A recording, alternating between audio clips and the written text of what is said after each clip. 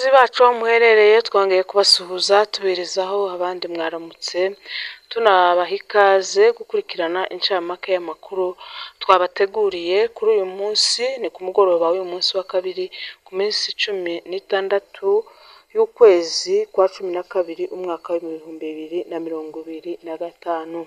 Reka turebere hamwe ni gute mu Minembwe habyutse ndetse nuko hiriwe, ndetse turaza no kugaruka no ku makuru y'ejo n'akazi rimwe tafazari, dore ko hari habaye ikibazo cya connection ubwo tutabashije kubagezaho amakuru bitewe na connection, kuko mubizi zo misozi miremire aho zagiye zigira ibibazo bitewe n'ibibazo by'intambara byagiye ziba muri aka karere.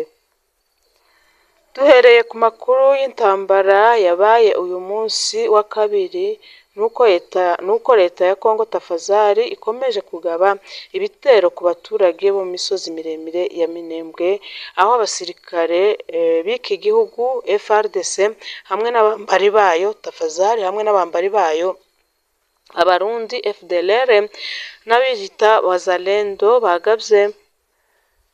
bagabye ibitero bikomeye ahitwa Rwitsankuku na Katanda. Ni mu gitondo cy'uyu munsi wa kabiri, aho imbunda zikomeye nka za Kateusha n'izindi zumvikanye muri urwo rugamba rutari rworoshe.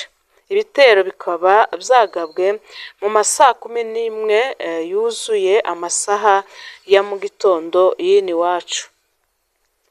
Amasoko yacu twavuganye nayo yatubwiye ko amasoko yo muri ako gace yatubwiye ko abasirikare bose ba FRDC hamwe n'abambari bayo bari mu misozi miremire ya Uvira, aho twavuga Bijombo n'ahandi hose mwumvise bagiye bava, nibo baje bifatanya n'abandi bari basanzwe ahitwa Point0, bafatikanyije kugaba ibyo bitero, ariko baza gusubizwa inyuma n'ingabo zatwirwaneho aho umwanzi yahavuye yiruka.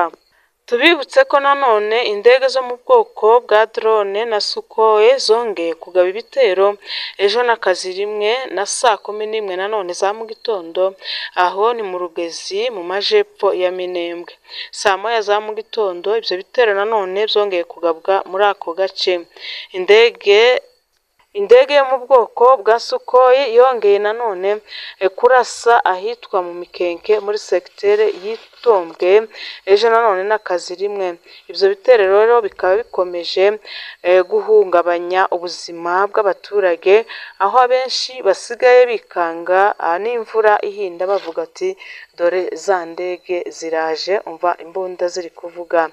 Rero abaturage bakaba bakomeza kwibaza byinshi kuri communauté internationale icyo yibaza ku bitero bikomeza kugabwa ku baturage mu misozi miremire ya Minembwe, mu gihe bataka ndetse no mu gihe bakoze imyigaragambyo ariko itarashoboye kubona igisubizo kugeza ubu. Aya rero akaba ariyo makuru twabateguriye mu mugoroba wa none, andi tuzayabagezaho ejo na gatatu ku minsi 17 y'ukwezi kwa 12 umwaka wa 2025. Murakoze, mukomeze mugire ibihe byiza.